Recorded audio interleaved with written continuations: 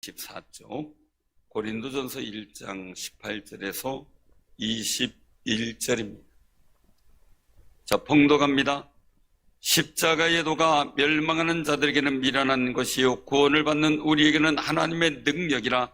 기록된 바 내가 지혜 있는 자들의 지혜를 멸하고 총명한 자들의 총명을 배하리라 하였으니 지혜 있는 자가 어디 있느냐, 선비가 어디 있느냐, 이 세대의 변론가가 어디 있느냐. 하나님께서 이 세상의 지혜를 미련하게 하시는 것이 아니냐. 하나님의 지혜에 있어서는 이 세상이 자기 지혜로 하나님을 알지 못하므로 하나님께서 전대 미련하는 것으로 믿는 자들을 구원하시기를 기뻐하셨도다. 아멘. 주님의 은혜가 여러분들과 함께 하시길 바라고요. 지난주에는 성경 본문 말씀이 전도서 5장 18절 20절 말씀이었죠. 하나님의 선물이라는 제목으로 말씀드렸습니다. 인생을 살아가면서 수고하며 낙을 누리는 것, 그리고 제 몫을 받아 수고함으로 즐거워하는 것, 하나님의 선물이다라고 말씀을 선포했습니다. 이런 선물이 많은 사람들 하나님이 기쁘게 응답하시죠. 그래서 하나님의 선물을 바라는 사람은 첫째, 범사에 하나님을 인정하며 살아갑니다. 둘째는 하나님의 선물을 기대하며 살아갑니다. 하나님의 선물을 기대하는 사람은 하나님께 받은 선물에 대해서 감사하며 정말 즐겁게 갚으며 살아가려고 합니다. 선물을 기대하는 사람들의 마음은 풍요해져서 다른 모든 사람들의 마음, 성도들의 마음도 같이 풍성하게 만들어집니다. 교회에 이런 하나님의 선물을 기대하는 마음이 풍성해지는 마음이 더 풍성해지면 하나님께서 하늘로부터 오는 하늘의 선물을 더 풍성하게 받도록 하시는 것을 보게 됩니다. 이런 분위기를 만들어가는데 우리가 최선을 다하는 귀한 믿음의 사람들이 되시기를 바랍니다. 오늘 본문 말씀에 고린도 교회가 나와요. 고린도는 이제 성도들의 갈등이 있었던 교회, 화와 당으로 나뉘어져 있습니다. 그래서 오늘 본문 말씀을 통해서 십자가의 도가 구원을 받는 우리에게는 하나님의 능력이다라고 말씀하셨습니다. 그런데 십자가의 도를 잊어버리고 이 고린도 교회는 교인들끼리 갈등이 일어나고 서로 누구에게 세례받았느냐에 따라서 그 이름을 부르면 나는 그에게 속했다라고 고백을 합니다.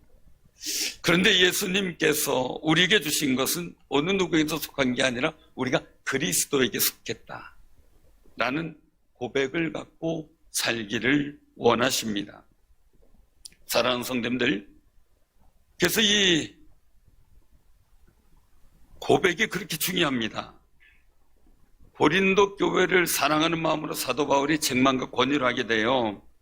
그 속에서 오늘 말씀이 이제 시작이 되게 되는데 오늘 17절에 보면은 그리스도께서 사도 바울을 보내신 것은 세례를 베풀게 하려 하심이 아니요 오직 복음을 전하게 하려고 하셨다라고 말씀하세요. 이 말씀은 세례를 베풀지 않겠다 이 얘기가 아니고 복음을 전하는 게 우선순위다라고 말씀을 하는 거죠. 우선순위다. 그리고 나서 믿은 다음에 세례지. 그리고 그것은 우리가 그리스도께 속한 존재가 되는 게 세례지 사람에게 속한 존재로 인식돼서는 안 된다는 겁니다. 그래서 사도 바울 자체는 예수 그리스도의 십자가가 헛되지 않게 하려고 말의 지혜로 하지 않는다고 고백을 하고 있는 거죠. 고린도 교회는 내부적 갈등이 있었습니다. 그러니까 중요한 것은 내부적 갈등 속에서 자기의 우월함을 나타내기 위해서 나는 베드로에게 세례받았다. 나는 아볼로에게 세례받았다. 나는 바울이다. 막 이러면서 바울의 모든 일들을 절하하려고 하는 의도도 있었습니다. 그런데 굉장히 중요한 거죠. 세례 준 것은 그리스도에게 속한 것인데 왜 사람의 이름을 얘기를 하는지. 그러다가 보니까 굉장히 중요한 예수님을 믿는 사람들이 지녀야 될 신앙의 의식, 즉 십자가의 도를 상실해버립니다. 그러다 보니 신앙생활은 하지만 하나님의 능력을 잃어버린 신앙생활을 하게 되는 거지요. 사랑하는 성도님들, 구원받은 우리는 십자가의 도를 잘 지킬 때 하나님의 능력을 덧입고 그 은혜를 맛보는 신앙생활을 한다는 사실을 잊지 마시기를 바랍니다. 한국교회는 어려움에 여러 가지 일들이 많이 노출되어 있다는 얘기를 많이 합니다. 그 중에서 하나가 한국교회는 너무 이벤트와 프로그램이 너무 많다는 거예요. 그래서 교회의 활성화를 이루려고 하다가 보니까 거기에 치중하다 보니까 예배가 약해지고 거기에 치중하다 보니까 십자가의 도를 상실해버리는 상황들이 생겼다는 거예요. 전도의 방법만을 강조하다가 보니 행사 위주가 되게 되고 십자가의 그 도와 그 은혜는 정작 잃어버리고 한 잔치로 끝나버리는 경우가 너무 많다는 거죠. 결국은 하나님의 능력이 나타나지 않는 정말 안타까운 현실을 맞이하게 되었다는 겁니다. 사랑하는 성도님들, 우리 충주상일교회도 저도 우리 사랑하는 성도님들 예외가 아니라는 거예요. 우리도 각성해서 십자가의 도를 잘 지키며 살아가는 믿음의 승리자들이 되시기를 바랍니다. 우리가 그렇게 기억할 때 정말 십자가의 도를 지켜내자 할 때 우리에게 기억되는 게 있어요. 그 일을 잘한 사람은 하나님의 능력을 덧입게 되는데 그게 하나님의 선물의 통로가 되는 거죠. 그 은혜를 사모하는 분들은 첫째 기억할 게 있어요. 즉 전도는 지혜로운 것이다 라는 믿음이 있어야 합니다. 전도는 지혜로운 것이다. 전도, 그럼 뭔가요?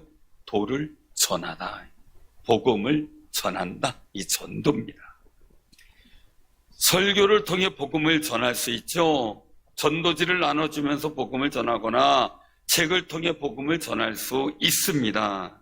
그런데 오늘 본문 말씀 21절에 전도에 미련한 것이라고 한 것 속에서 전도는 헬라어로 캐리그마라는 단어를 썼습니다. 즉 설교입니다. 또 선포라는 의미를 갖고 있습니다. 그래서 캐리그마는 전도의 방법 중에 하나인 설교나 선포를 의미하는 겁니다. 악한 사단 마귀와 저주된 것들은 떠나갈지어다 선포해야 되겠지요. 하나님께서는 설교로 믿는 자를 구원하시기를 기뻐하신다는 거예요. 복음을 듣고 예수 믿고 죄사함 받아 영원한 생명을 얻어 천국의 소망을 갖고 살아가는 사람들이 되기를 원하는 거죠. 성도들은 당연히 교회에 안 나오는 분들을 전도하기 위해서 그들에게 복음의 선포되어지고 있는 교회로 데리고 오는 게 전도입니다. 이웃을 사랑하는 마음으로 와보라 권하시고 십자가의 도가 선포되어지는 전도 현장인 예배로 데려오는 것, 그게 우리에게 있어서 아름답고 복 있는 일입니다.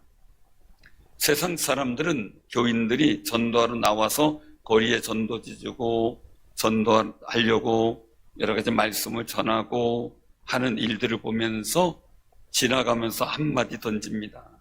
왜 저런 미련한 짓 하냐고, 왜 시간을 낭비하냐고 핀잔을 주는 사람들도 있습니다. 자신들의 지혜로 생각해 보니 시간을 허비하는 쓸데없는 일로 보인 겁니다. 그러나 우리에게는 생명을 구하는 중요한 일이고 정말 긴급한 일이기도 한 거지요. 사랑하는 성도님들, 아무리 사람들이 미련하다 할지라도 또 그것을 가지고 홀대할지라도 우리는 복음을 전하는 일에 최선을 다하는 귀한 삶이 되시기를 바랍니다. 하나님의 지혜로는 설교와 선포가 지혜로운 방법이라는 거예요. 하나님을 알리는 방법. 물론 다른 방법도 있겠죠. 하나님께서 전능하신 힘으로 나타나셔가지고 역사를 일으킨다면. 그런데 홍수 심판을 통해서도 하나님을 부정하는 사건들이 더 생기는 것을 보면 사람의 미련함은 끝이 없다고 볼 수가 있습니다. 그런데 그 하나님은 그런 우리를 위해서 계속 끊임없이 복음 선포자를 보내주게 되고 우리 사랑하는 성도들 세상에 나아가 이 거룩한 십자가의 도의 복음을 전하기를 원하시고 계시는 겁니다. 그런데 믿는 우리조차도요, 전도는 부질없다고 생각해요. 요즘 시대에 뭐 그렇게 해가지고 전도 되겠냐고 푸념하는 사람들도 있어요. 또 미련한 방법이라고 얘기하는 사람도 있어요. 그러나 꼭 기억하시기 바랍니다. 하나님의 지혜로는 그것이 가장 아름다운 겁니다. 사랑하는 성도님들, 내가 하려고 하니까 힘이 들어요. 하나님의 능력과 성령의 도우심을 얻는 지혜를 가지고 한다면 우리는 기쁘고 즐겁게 할 수 있죠. 그러니까 하나님의 지혜를 구하시기를 바랍니다. 우리는 하나님의 지혜로 살아가야 되겠죠. 세상 사람들의 말을 하는 대로 우리가 살아서는 안 되는 겁니다. 정말 세상 사람들이 볼 때 지혜롭다면 하나님 보시기에는 어리석게 보일 테고요. 우리가 하나님 보시기에 지혜롭다면 세상이 볼 때 어리석게도 보일 수도 있습니다. 사람의 어리석은 이야기를 하는데 이 클로버라고 하는 풀 이야기를 하더라고요. 클로버 알죠? 토끼풀. 클로버 가지고 어릴 때 꽃반지를 만들어서 껴주기도 했습니다. 꽃말을 보면요, 이파리가 3개인 클로버는 행복이라는 단어의 의미가 있더라고요. 네잎클로버는 행운이라는 말이 있어요. 5잎 클립이 있더라고. 5잎 클립. 5잎 클로버는 경제적 번영이라는 뜻을 갖고 있어요. 저는 이 5잎 클로버를 한 번 정도 본 것 같아요. 한 번 정도. 또 6잎 클로버가 있대요. 그것은 지와 명성을 상징한다고요. 7잎 클로버는 무한한 행복을 의미한다. 그런 꽃말이 담겨져 있어요. 유럽에서는요, 종교적 의미로 클로버를 신성한 식물로 생각한다는 거예요.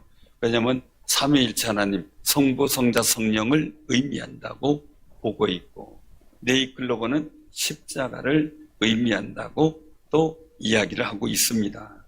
그래서 이 세 잎은 사랑, 신앙, 희망을 나타내기도 한다고 보고 있는 거죠. 근데 네잎 클로버가 왜 희망, 이 행운을 상징하게 됐는가? 그 유래가 있더라고요. 나폴레옹이 전쟁터에서 가는데 거기 네잎 클로버를 발견하게 돼요.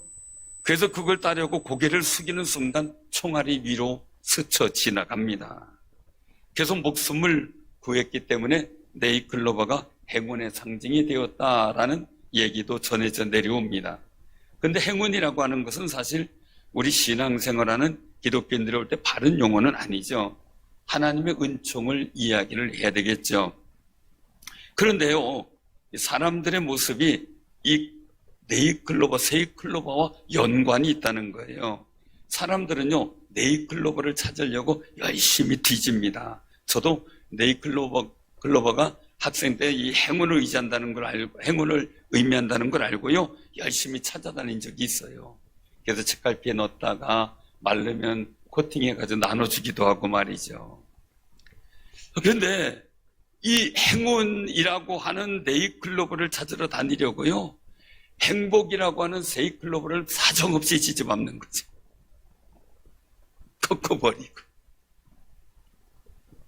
행운을 얻기 위해서 행복을 망치는 일이 없어야 되는데 우리의 삶은 그렇다는 겁니다. 사랑하는 성도, 우리 꼭 기억하시기 바랍니다. 행복해서 웃는 사람도 있지만요, 웃기 때문에 행복해지는 사람이 있어요. 근데 실제적으로 웃으며 살고 웃으며 행복을 찾는 사람이 행운이라는 것, 세상에서 얘기하는 행운이라는 것이 더 빨리 찾아지게 된다는 얘기를 합니다. 사랑하는 성도님들, 우리가 혹시 걸어다니면서 신앙생활 하면서요, 행운이라는 걸 찾기 위해서 행복이라는 것을 짓밟고 있지는 않은지, 내가 하나님의 복을 받는다고 생각하면서 진짜 복을 받을 신앙의 모든 원리는 다 지지밟고 있는 건 아닌지 한번 우리가 생각해 봐야만 합니다. 살아가는데 바빠서 하나님의 능력과 복을 구하면서 하나님의 능력과 그 은혜의 통로가 되는 전도는 짓밟고 무시하고 미련하다고 보면서 살고 있진 않은지 우리 스스로 살펴봐야 되겠죠. 중요한 것은요, 우리는 세상 사람들이 미련하게 여겨지는 전도로 믿지 않는 사람을 구원하시기를 기뻐하시는 하나님의 거룩한 심정이 느껴지는 귀한 삶이 되시기를 바랍니다. 구원받은 우리나 구원받을 사람에게나 이 십자가의 도, 이것은 너무나 중요하기 때문에 우리가 전해야 될 거룩한 사명이 있는 겁니다. 하나님은 거룩하신 창조주입니다. 하나님은 살아 계십니다. 그 하나님께서 우리와 함께 하시기를 원하셨습니다. 그래서 예수님, 독생하신 아들 예수를 세상에 보내셔서 하나님의 사랑을 우리에게 나타내 보이셨습니다. 그리고 그 독생하신 아들 예수님은 죄가 없으신데도 죄 있는 사람 모양처럼 고초와 고난과 또한 죽음을 당하는 십자가의 아픔을 겪으셨습니다. 그리고 사흘 만에 부활하심으로 우리 죄를 씻어주시고 그리고 우리에게 영원한 생명을 부여해 주셨습니다. 누구에게요? 예수님을 믿는 사람들에게 말입니다. 사랑하는 성도님들은 예수님을 믿고 하나님과 화목하게 되었고 하나님의 자녀가 되었습니다. 이 거룩한 사실을 계속 잊지 마시고 확신하시는 귀한 삶이 되시길 바랍니다. 오직 구원의 방법은 예수님밖에 없는 겁니다. 누가 뭐라 그래도 그렇습니다. 전하지 말래도 이건 전해야 될 사실입니다. 하나님의 자녀는 복이 있는 사람이에요. 왜요? 하나님 아버지께서 복의 근원이시기 때문에 예수 안에서 하나님과 화목하게 되고 하나님의 자녀가 된 우리는 하나님 안에서 복덩입니다. 우리 옆에 본다고 인사 나누세요. 우리 복덩입니다. 복덩입니다. 복이 있는 사람이 많아야 세상이 복되게 됩니다. 신본주의 사고를 갖고 세상을 움직여야 세상이 하나님의 은총으로 복되어집니다. 인본주의 사고를 갖고 있는 사람이 세상을 많이 움직이게 되면 세상은 창세기 6장처럼 모든 것이 악해지고 망가져갈 수밖에 없는 겁니다. 복덩이로 살아가는 귀한 삶이 되시기를 바랍니다. 믿음은 들음에서 납니다. 그 들음은 그리스도의 말씀을 많이 들을 때 우리가 믿음이 생깁니다. 우리가 자주 만나서 무슨 얘기를 합니까? 많이 얘기를 들어보면은 어디 가서 맛있는 거 먹은 거 얘기해요. 어디 가서 예쁜 거 산 거 얘기를 해요. 오리교 목사님은 주일날 예배 마치고서 식당에 이제 들어가 시골교회 있는 식당에 들어갔어요. 앉아서 좌식이 이제 테이블에 앉아서 하는데 지나가는데 가슴이 뿌듯했대요. 권사님이 앉아가지고 설교 은혜 받았다고 막 그렇게 얘기를 하더래요. 그래가지고 은혜 받았구나 가슴 뿌듯한 게 그 옆에 이제 앉으려고 이렇게 앉으려고 하는데 여긴 김 목사님인데 장아무개 목사님을 얘기하더래. TV 시청하다 은혜 받았다고. 앉으려다 속이 상해가지고 한마디 했대요. 권사님, 그래도 권사님 장례는 제가 치러야 돼요. 사랑하는 성도님들, 우리가 만났을 때요, 은혜 이야기, 그리스도의 복음 이야기를 많이 한다면 우린 점점 믿음이 커질 테고요. 하나님의 거룩한 십자가의 도가 세워질 테고요. 그 속에서 하나님의 거룩한 은혜를 능력으로 받는 역사가 있을 줄로 믿으시기 바랍니다. 정말 예수 십자가의 도를 자꾸 얘기하고 그 은혜를 나누다 보면 내 의식 속에 그 은혜가 잡히게 되고 내 행동의 정신이 되게 되고 그 속에서 하나님의 능력을 경험하게 되는 놀라운 역사 속에 하나님의 지혜로 충만하게 되는 은혜가 임할 줄로 믿으시길 바랍니다. 우리가 단순히 나가서 복음을 전하고 외치는 것도 전도지만 우리가 만나는 사람마다 이야기할 때 예수 그리스도의 사랑과 은혜를 이야기한다면 화제가 그것이 된다면 그것이 진정한 우리 입술 속에 선포되어지는 아름다운 전도의 말씀이 될 줄로 믿으시길 바랍니다.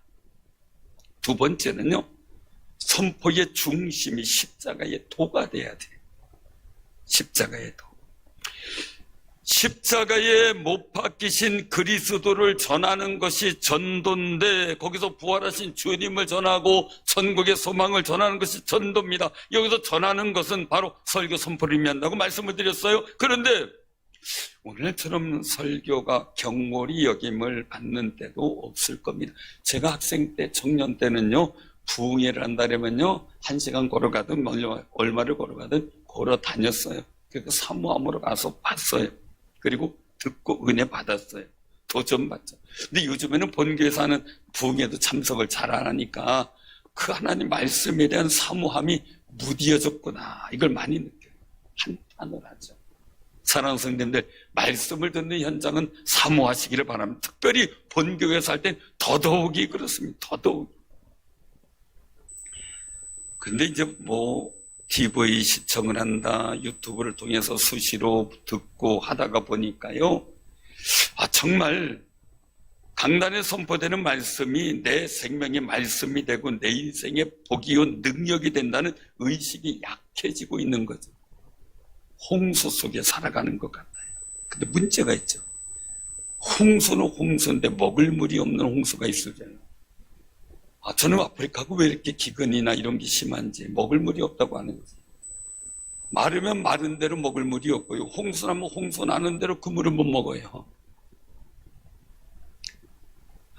정말 사람들에게 일방적으로 선포하거나 설교하는 방법으로는 감동이 안 되니까요, 설득도 쉽지 않아요. 그러니까 이제 화면에 사진도 띄우기도 합니다. 동영상도 띄우기도 합니다. 어떻게든 감동을 주려고 최선을 다하려고 노력을 합니다. 그런데 감성을 자극하는 데는 되는데 영성을 깨우는 일은 못하는 한계가 있다는 사실이 안타까운 겁니다. 안타까운. 어느 노부부가 있어요. 할아버지 할머니가 주무시다가 할머니가 갑자기 등짝이 아픈 거예요. 게다가 그냥 잘래다가 힘드니까 할아버지를 깨우는 거. 할아버지, 여보, 영감 그러겠죠. 나 등이 아픈데 파스 좀 묻혀달라고. 그러니까 참 자다가 이거 뭐 하는 거냐고, 웬 파스냐고. 나 등이 너무 아프니까 파스 좀 묻혀달라고. 그러니까 할아버지가 속상하니까 이제 빼다지를 여는 거예요. 빼다지가 뭔지 아세요? 빼다지를 열어서 불도 안 켜고 귀찮으니까 주섬주섬 손에 닥치는 대로 파스 같은 게 걸리니까 그걸 그냥 어두컴컴하니까 보지도 않고 띄워가지고 봤으니까 얼른 등짝에 붙여주고 자자자자 이러고 자는 거예요.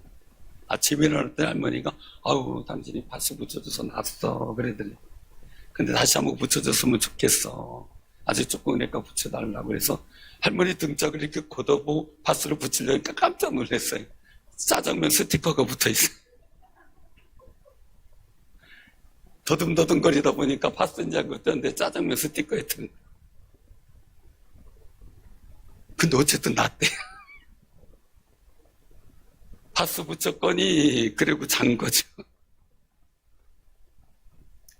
십자가에 도가 없는 설교를 할지라도 요행이 은혜 받을 수 있고요, 하나님의 도움의 역사를 느낄 수도 있어요. 그러나 사도 바울의 간증과 고백 속엔 하나님의 능력이 되지 않는다는 거예요. 그게 이제 문제지요. 사랑하는 성도, 우리가 신앙생활 하지만요, 신앙생활은 하나님의 능력과 거룩한 은혜를 경험하고 살아야 되는데, 신앙생활 한다는 모양만 있지 하나님의 능력을 경험하지 못한다면 그것도 안타까운 게 없죠. 사랑하는 성도님들, 우리가 꼭 기억하시길 바랍니다. 이 복음의 선포는 그냥 온 게 아니죠. 예수님께서 복음을 사도들에게 맡기셨고요, 그 사도들은 그 진리의 말씀을 보존하고 공감복음서나 또한 옥증서신서를 써서 그 말씀을 잘 보존해서 직분자들에게 맡겨서 오늘날 이 복음은 설교라고 하는 미련한 방법으로 오늘 우리에게 전해져 내려오고 있는 겁니다. 하나님께서 부르신 모든 사람을 이 전도를 통해 구원하셨고 하나님의 자녀 삼으신 겁니다. 그러므로 우리는 하나님이 기뻐하시는 방법으로 내게 준 복음을 어떻게 전할까, 어떻게 선포할까, 이게 중요합니다. 근데 보면 20절에 보면 지혜 있는 자가 어디 있느냐, 선비가 어디 있느냐, 이 세대 변론가가 어디 있느냐 라고 묻습니다. 또 하나님께서 이 세상의 지혜를 미련하게 하신 것이 아니냐라고 말씀합니다. 여기서 선비는 학자 및 서기관을 말합니다. 변론가는 말쟁이, 달변가, 옹변가 이런 표현을 씁니다. 모인 다수의 사람을 설득합니다. 자신이 만든 논리와 지식에 따르도록 하는데 뛰어난 언변을 가지고 있는 사람들입니다. 그러나 하나님은 그러한 어떤 것들도 아무리 인간이 볼 때 뛰어나도 결국 죄로 망가진 세상을 구원할 수 없다는 겁니다. 하나님과 화목하게 하고 하나님과 교통하도록 하는 데는 무의미하다는 겁니다. 도리어 방해가 되고 그릇되게 된다는 거죠. 세상의 지혜와 총명은 하나님의 구원의 역사에 무효하다는 거죠. 말 그대로 얘기를 하면 흔히 세상 말로 개똥철학이다, 그렇게 얘기를 하는 겁니다.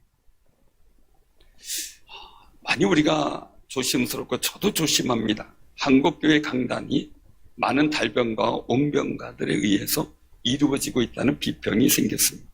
많은 분들이 호감을 듣고 따라합니다. 그런데 잘 들어보면 예수 십자가가 없는 경우가 너무 많습니다. 한편의 설교에 하나님, 예수님, 성령님이 거의 나오지 않거나 한두 번 나오다 많은 경우도 많고, 예수님의 십자가의 사건에 대한 일들도 거의 없는 경우를 보게 됩니다. 오히려 설교자의 주장에 예수 십자가는 들러리가 되는 느낌이 들 때도 너무나 많이 있습니다. 이 사실을 저도 경험해봤지만 사도 바울도 경험했습니다.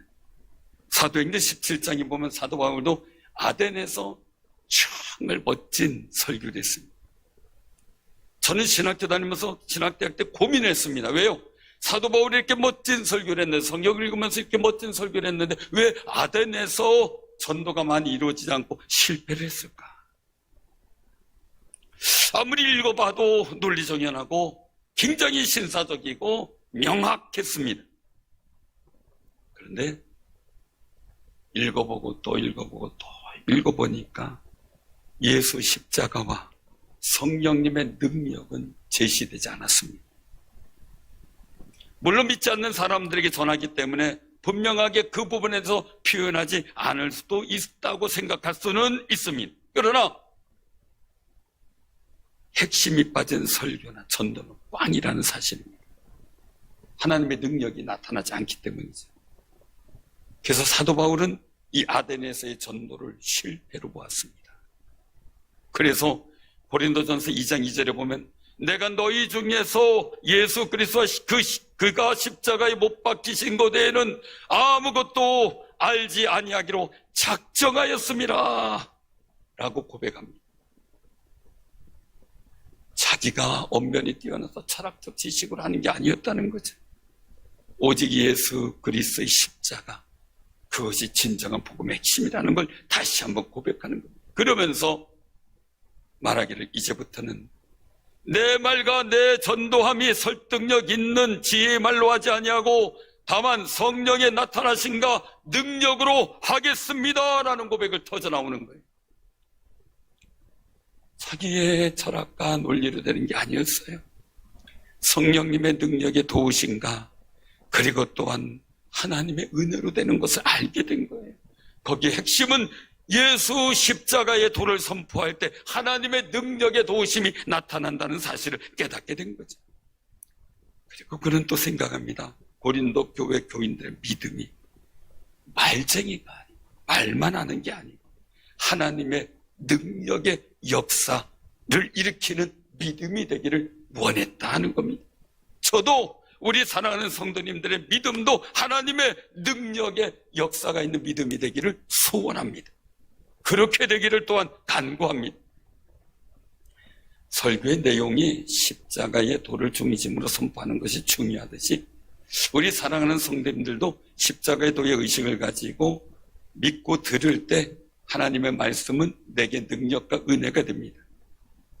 또한 강단에 선포되는 말씀과 설교가 십자가의 도가 중심이 돼야 되듯 우리 사랑하는 성도님들의 삶의 대화도 십자가의 도가 중심이 되는 대화가 된다면 우리 성도들끼리도요 놀라운 하나님의 은혜가 나타날 줄로 믿으시길 바랍니다.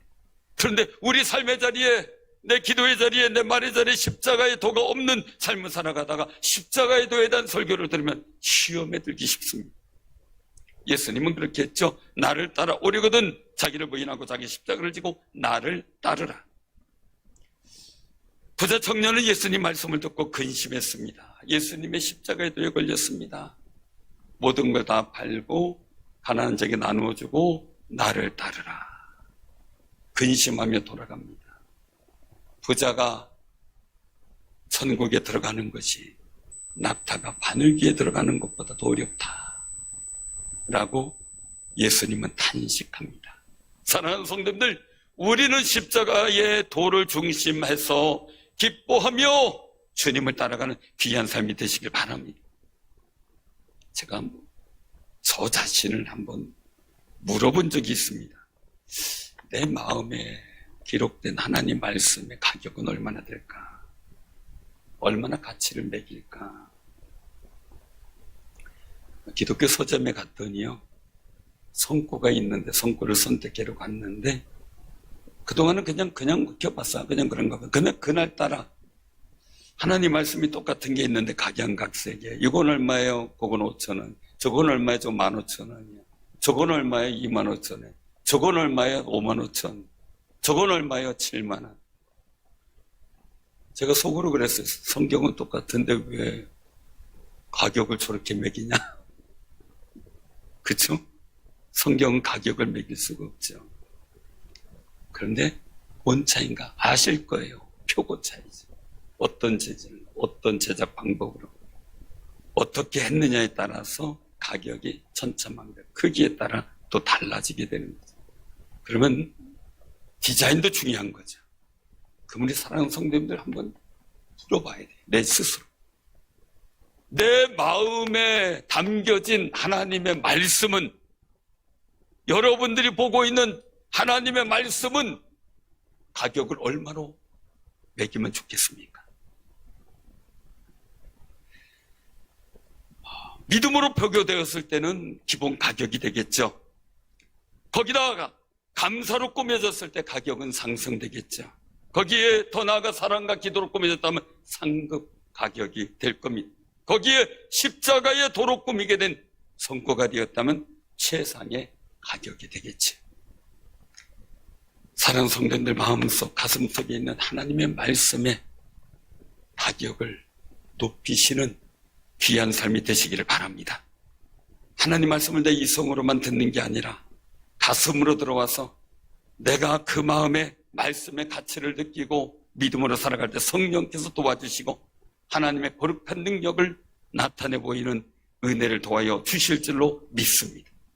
설교를 논리적으로 감동만 받았던 아덴, 논리적으로 열심히 외쳤던 사도 바울, 다 감동도 적었고 은혜도 적었고 전도에 실패했습니다.